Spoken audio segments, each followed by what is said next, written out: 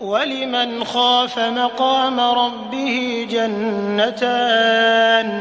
فبأي آلاء ربكما تكذبان ذواتا أفنان فبأي آلاء ربكما تكذبان فيهما عينان تجريان فبأي آلاء ربكما تكذبان فيهما من كل فاكهة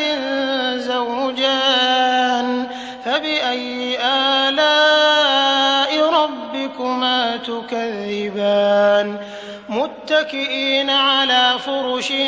بطائنها من استبرق وجنى الجنتين دان فبأي آلاء ربكما تكذبان فيهن قاصرات الطرف لم يطمثهن إنس قبلهم ولا جان فبأي آلاء ربكما تكذبان كأنهن الياقوت والمرجان فبأي آلاء ربكما تكذبان هل جزاء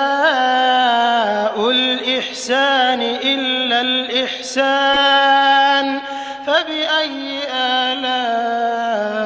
ربكما تكذبان ومن دونهما جنتان فبأي آلاء ربكما تكذبان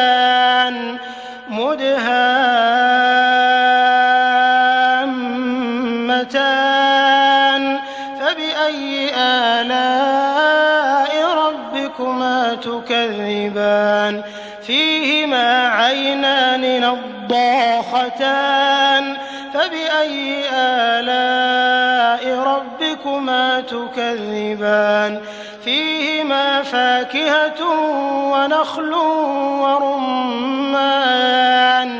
فبأي آلاء ربكما تكذبان فيهن خيرات حسان فبأي آلاء ربكما تكذبان حور مقصورات